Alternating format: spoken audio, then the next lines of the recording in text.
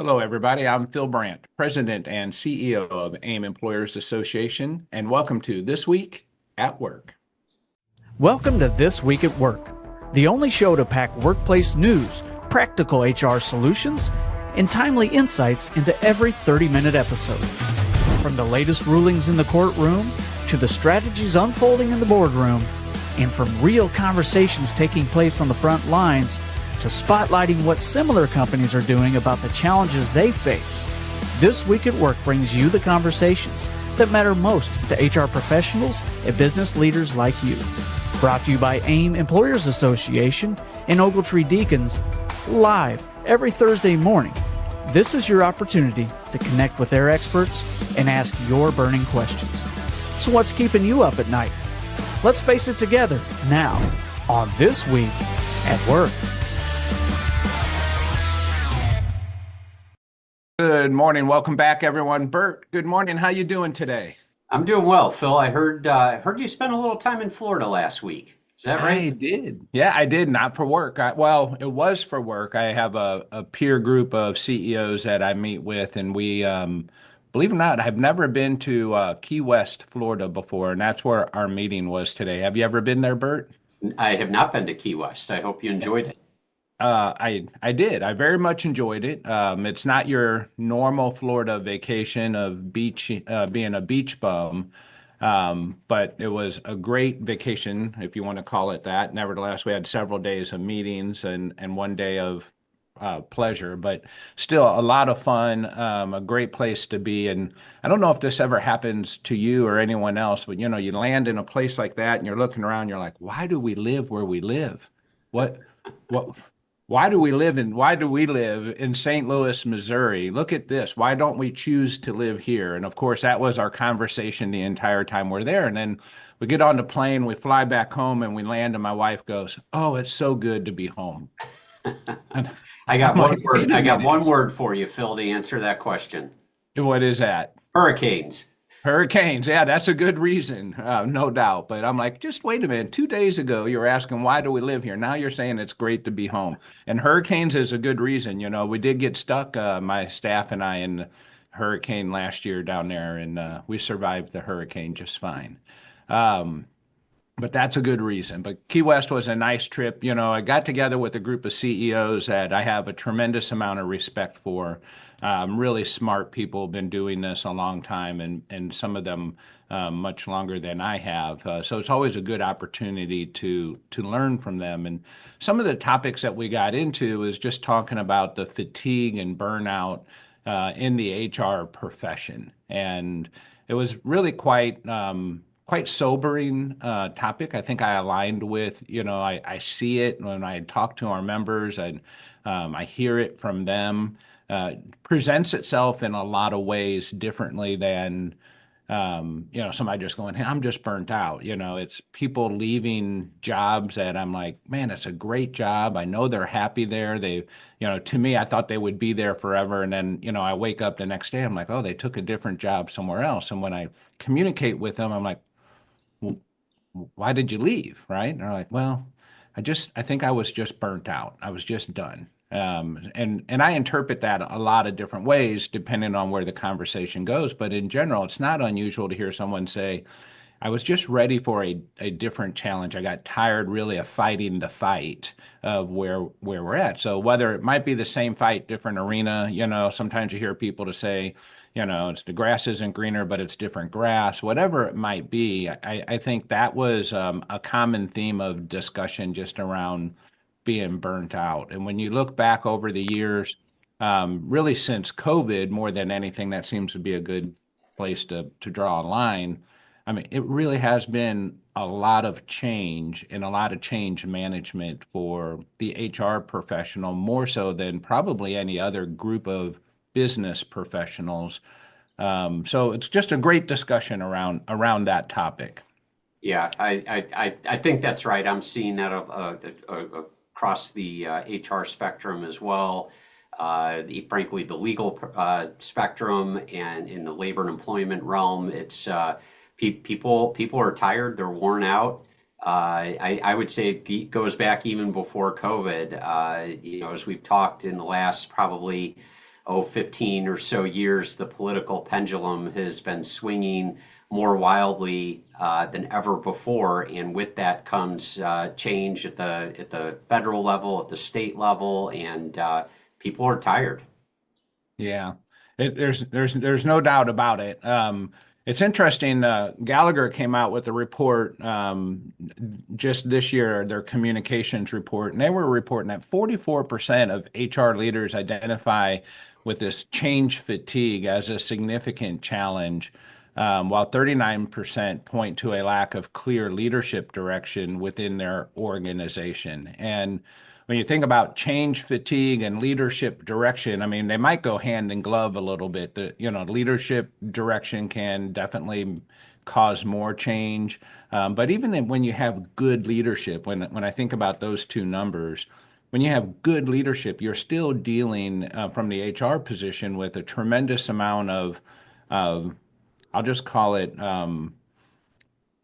everyday noise. Just it's everyday noise, and there's nowhere for the HR professional to hide. Like, you can't just shut your door to it and say, today I'm not dealing with any of the noise. And we hear it and see it in our roundtable. It's a relentless barrage of compliance related challenges, hiring related challenges, quit rate related challenges, supervisor development related challenges, let alone then the mental health and different things that you have to deal with in the workplace. And it's just the cycle that you get into, and it's hard to step away from.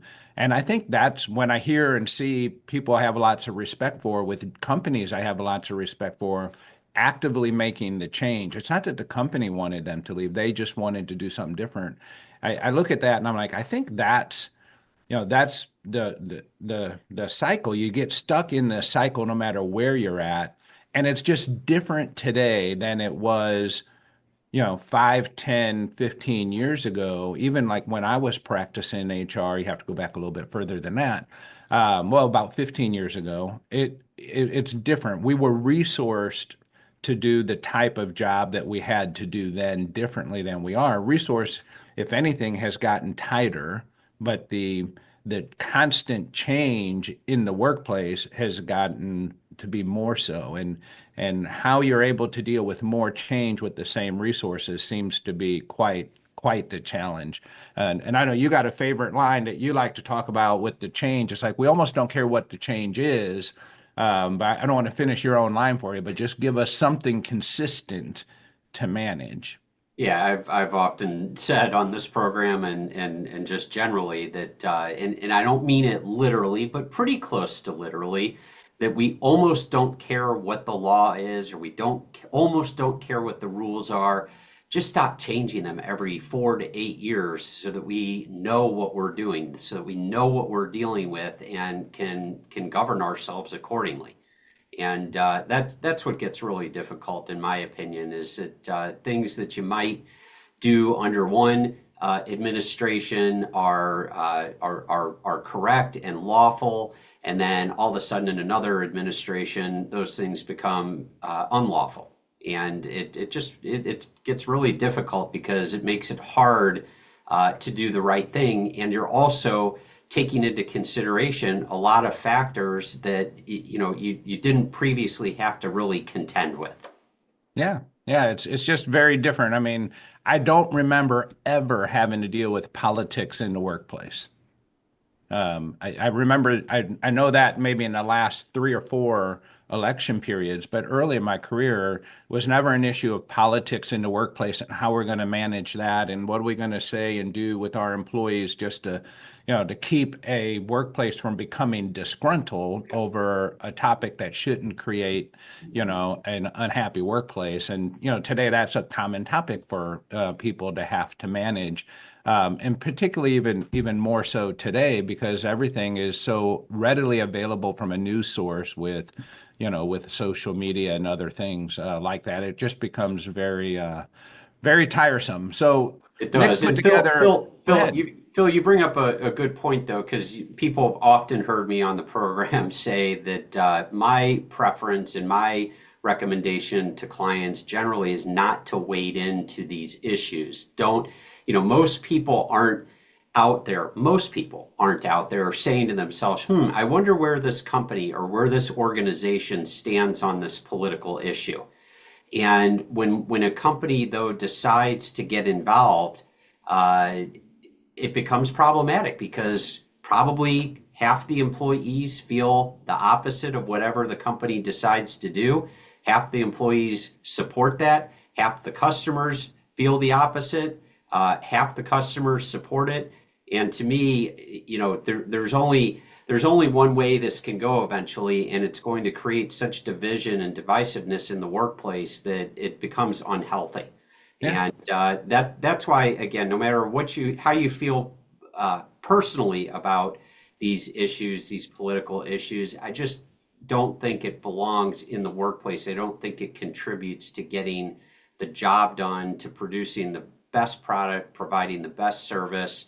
I just, again, that's from a personal standpoint, and then it turns into a legal standpoint when you see the pendulum changing every so many years. And, we take, like, for instance, DE&I, and how that was all the rage for quite a while.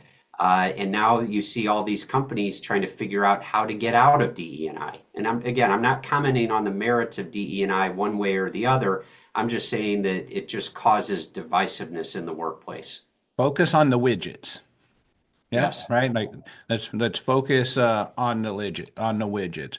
All right. So some of the things that I would guess I would help people with as it just relates to this fatigue or this barrage of constant change, and it's really gets down to, particularly if you're a single source HR person or you're an HR person that has a little bit of support with somebody else. I got half of another person, or I got someone that's doing payroll and they're helping, and whatever it is. The smaller the team, the more difficulty it is, because therefore you stand more alone. So let me just say that, right? If you're single source, it's you. If you have a team of 2 or 3, at least you have a small team to huddle with, and you can help bring some levity to each other's thought process. But if you are single source and are you're in a position where you're experiencing the fatigue, first thing is it's recognizing, how do we get the support that we need from leadership? And that's not easily done, because leadership is predisposed to just think, well, I've hired an HR person, and therefore my HR person knows what to do, how to do it, and they're a professional at doing it. And you and I know this, Bert, from, we just did investigation training, and we had a show of hands of how many of the HR people have been properly and formally trained on investigation. It was maybe half the group that didn't raise their hand, but yet they're expected to be professional investigators. Right. Just because of their title, right? Like, we expect you, Bert, to know all forms of the law. Um, Exactly. and we know from the program you're pretty close to it. But it's just expected. If you're a lawyer, then you know about, injury law. I'm sure people ask you about estate law. They ask you, can you fix my speeding ticket? Same thing happens, I think, in that HR profession. So I just want to share some ways that some of our members have been reaching out and getting help and really making a difference, fighting through this fatigue. And one way is we're seeing the employee opinion and engagement survey process really taking a set of legs that it's never had before. There's been more requests, more learning, more activity in this space. And I think it's because it's producing results. So let me share with you some results. And this is after 1 year. We did employee opinion survey, and then we did some work with the management team and the leadership team. And I separate those two because they're two different teams. And then we did a survey at 1 year later. And just listen to some of these results, Bert. So under trust and leadership alignment, so there's trust and leadership scored 40%. Only 40% trusted leadership. And a year later, after some proper work, they improved that to 68%. That's Wow. a significant improvement. This is the results from one company. This isn't the best results from all the companies. It's one single company. Leadership ethics and perception, 28%. I mean, that's a very poor score when your employees perceive your ethics to be at 28%, and they improved that to 63% in 1 year. And then executive leadership effectiveness, right? All these things kind of come together. If I don't think you're ethical, I don't know that I'm really going to believe you're very effective. That was 37% and improved to 64%. Wow. And this is what, that's still that one same company? Yeah, I got a couple more here I want to read because I think this is something that HR people can grab a hold of and say, this is what we're trying to solve, and this is what's creating much of the burnout, because otherwise these things are very elusive in how they present themselves and how you work with them and how you fix them. But employee engagement, we talk a lot about employee engagement. We have guests on that promote employee engagement, but an overall engagement score of 45% in the first year. And then in the second year, we came back and did a survey, an engagement score of 70%. Wow. I mean, that's hands down top. I mean, that's a really good improvement in 1 year time. And now I know this company in particular is going out and they're not happy with the results they're getting, where many employers are happy with 70%. They're not. They want to do better. Communication effectiveness is always one of the top things that get poor scores. It's easy to get a poor score in communications, usually one of the top three. Yeah. Their score was 28% and they improved it to 63% in 1 year. Wow. More than 100% improvement, significant improvement. And then I'll just read this last one, but there's a lot of them more to read. But employee feeling informed on strategy, very difficult one to get because most of the time we're not understanding it, we don't hear it, we're not listening for it, we don't see the strategy played out.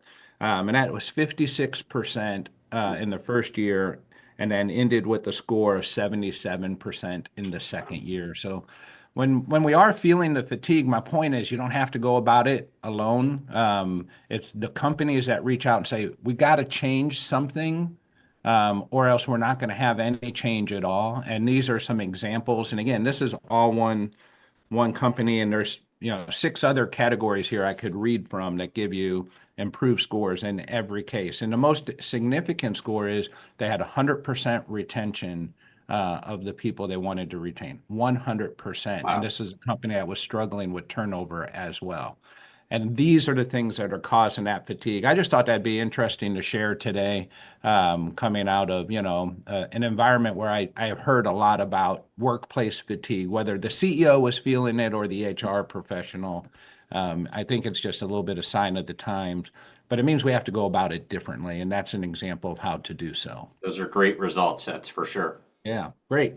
All right, Bert, I know everyone's waiting to hear Lawyer on the Clock and what you got going on. So if you're ready, I'm going to see if Nick can pull that lever. Nick, give it a pull. Curious about a case that could wreck your workplace? Lucky for you, we have a lawyer on the clock. So the first one I want to chat about today, Phil, is one that I'm involved in personally. I'm not going to obviously identify the clients, plural, but I do want to talk about the nature of the cases.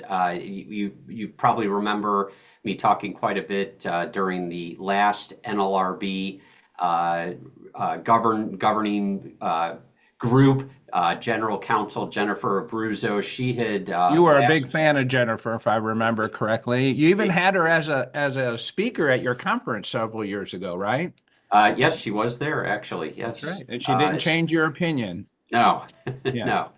no. So in 2023, and then again in 2024, she had issued some memoranda governing or discussing the unlawfulness of non-compete agreements and to a lesser extent non-solicitation agreements in the employment arena.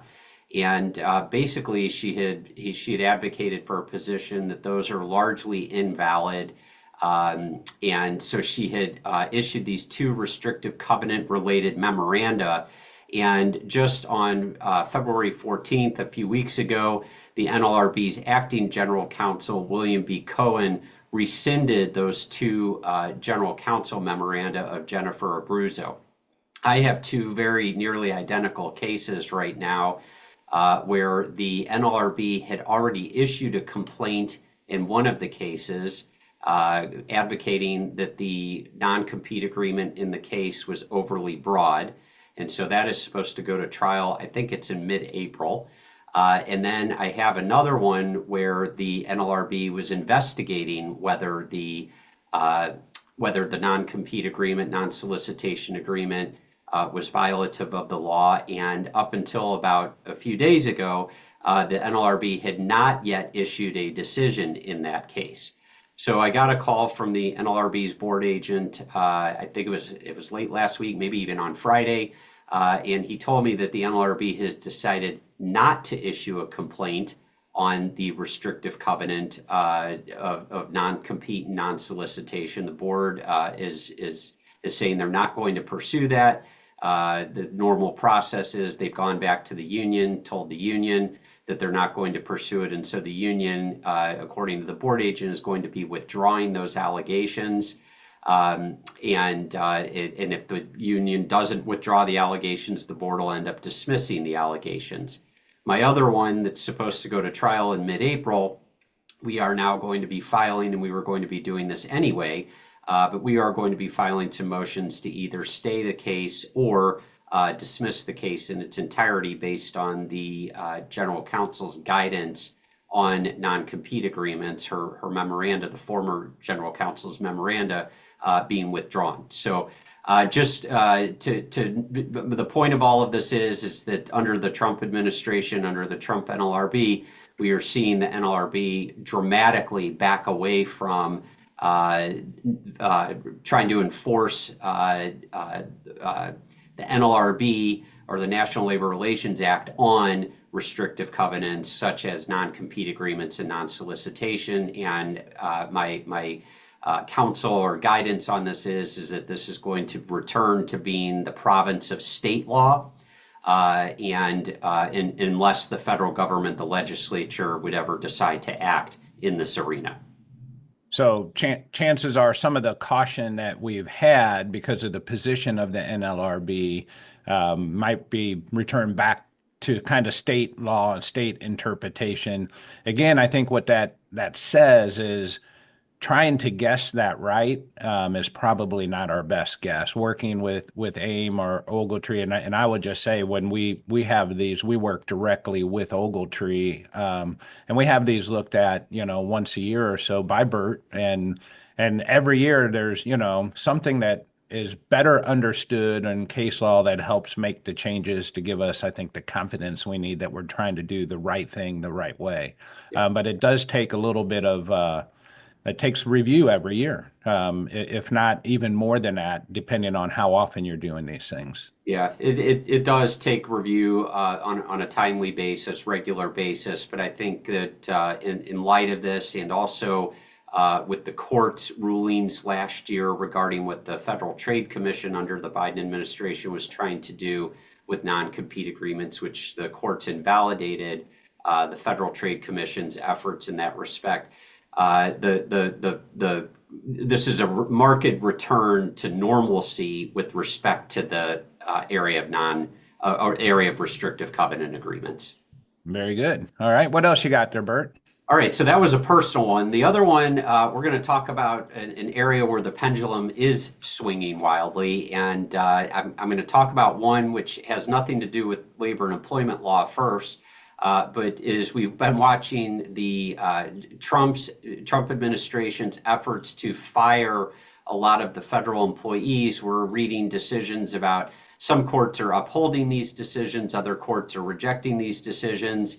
And I think what's interesting about this is that we're seeing kind of the political bent of the various judges come into play here, which to me is nothing new. We've always said that, when like for instance, the Supreme Court, when they decide cases, of course, the court is going to, the cases are going to somewhat depend on the political bent of the judges who are deciding those cases. And so when the Republicans have a 6-3 majority, Republican appointed justices versus the Democrat appointed justices, we expect to see the court to be a more conservative court. Doesn't always play out that way. There was a decision just yesterday or the day before a 5-4 decision against the Trump administration's actions regarding payments from USAID. But again, it's nothing new that we see sort of the political bent of the judges coming into play, but it's interesting how it's playing out now with these terminations by the Trump administration. And so what happened was there's an employee named Hampton Dillinger, and he was an assistant attorney general for the Office of Legal Policy under Joe Biden. And he was also the special counsel to the Office of Special Counsel. That is different than Okay, I like it. That sounds really really twisted, doesn't it? Yeah. So what happened here is again, and this is not a special counsel that's appointed by the U.S. Attorney's Office, the Department of Justice to investigate things. This is a separate position, but Trump had fired Dellinger. And he brought a case against the administration challenging his termination.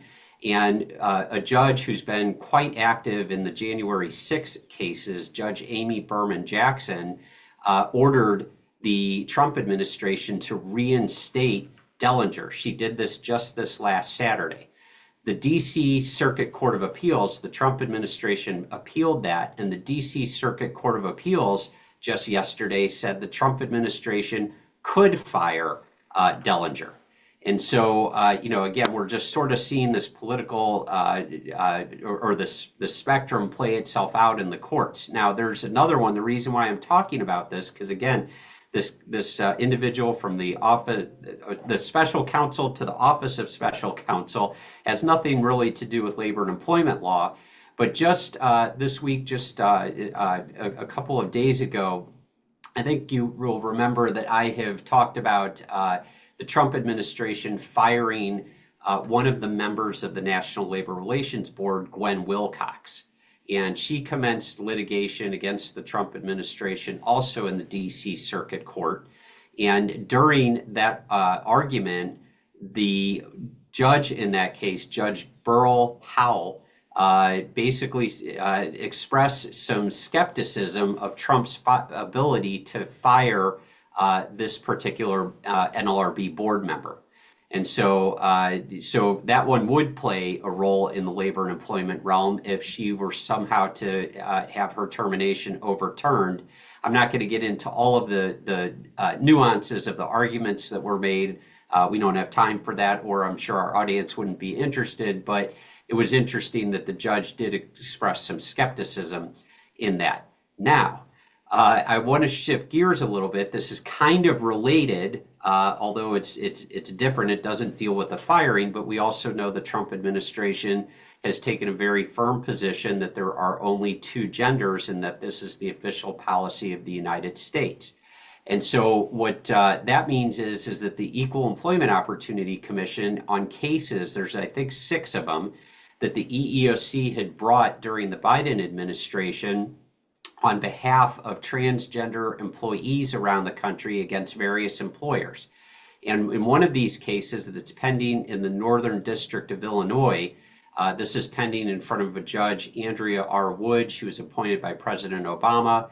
And what happened is that the EEOC in that case on February 14th filed a motion to dismiss a Title VII complaint it had filed in September 2024, accusing the Chicago pizza chain Reggio's Pizza of unlawfully firing a black trans employee after she complained of harassment. And so, again, based on the Trump administration's announcements and position on that there are only two genders and that this is the official policy of the federal government, the EEOC sought to dismiss the case, and this judge has basically said, wait a minute, not so fast. I'm concerned that if you dismiss the case, that this individual, who the judge refers to as they, interestingly, in the decision, or in the argument, the judge is saying here that before you're allowed to dismiss this case, I need to make sure that it doesn't harm the individual's ability to bring the case on their own. And so, again, we're just sort of seeing all of this play itself out. in the courts. The judge noted that this is going to be something that's probably going to be taken up on appeal anyway, but she wants to make sure that the EEOC dismissing the case does not harm the individual's rights to bring the case on their own behalf. Yeah, interesting times. Yeah, all kinds of stuff going on. Yeah, and I think this gets us back to, holy cow, if I don't feel fatigued from all of these things that we never once had to worry about, that it's not like a bunch of things came off of our plate so we can handle all these new things that are on our plate that we have to manage through and take into consideration as we make decisions. It gets really tough. Someone here in the questions, Burt, they asked, I'll see if you can answer this question. How do we recognize signs of burnout early enough to make a difference? I mean, that's a really good question. For me, I have a really good gauge. My team starts to tell me about it. They're like, you're off, something's not right. Or I go home and I get an earful from my wife. And like, those are my two thermometers, right? I can look in the eyes of my team or I can hear it from my wife, one of the two. And I'm going to, know that I'm at burnout. But I think more realistically, it's when I start to get short-tempered, when I think everyone else has got it wrong. Sometimes that's a good time for me to look at myself. When I'm feeling extra fatigued in the morning and less motivated to go in, I think the normal signs, like light depression signs, I don't want to link fatigue to depression, but I think the symptoms probably aren't that different. I'm not a psychologist to know, but maybe that would be a better question for a professional. How would you answer that one, Burt?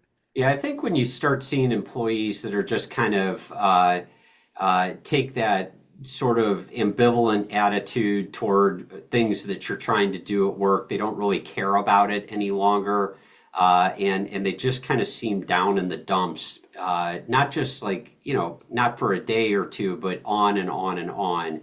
I think those two are probably the biggest signs that I see. Again, it's just starts sort to of feel hopeless. Yeah. Well, yeah, it's the hopeless, and it just doesn't matter. It doesn't matter anymore. Oh yeah, there's Nick making a sign. All right, that's a good sign to break on right there, Burt. Perfect. Good stuff. I'm sure we're going to have even more developments by next week based upon our conversation this week and everything going on. We'll be back here. Hey, one last thing. There are only like 40 or less seats left for the conference, and a lot of times the tables get sold and that takes up 10 seats right there. I would suspect by next week they will be sold out. So anyone that is listening and planning to attend, I would suggest you get online and get those tickets bought now, or I'm not going to be able to help you. And every year I hate when that happens. I want to say yes. Go ahead, Burt. What do you have? About 500 people who attend that conference? Yeah, it's about 550. Yeah. So there are less than 10% of the seats left. There you go. Hey, yeah. That's good math, Burt. Thank you. Less than 10% of the seats. I like to put it in simple numbers, 40. Yep. Right. And if you can, their tables go in groups of 10, and if you want a seat, you better get it soon.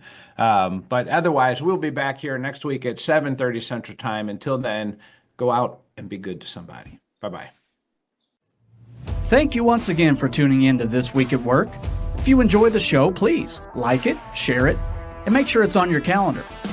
If you're an on-demand viewer, don't forget you can be part of the show by watching live at 7:30 a.m. Central every Thursday morning, when you can get your burning questions answered by using the question mark icon to the right of the player.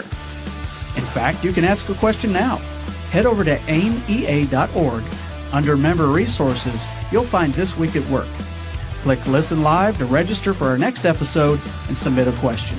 Or follow or subscribe wherever you get your news and entertainment. We'll see you next week when we discuss what's happening this week at work.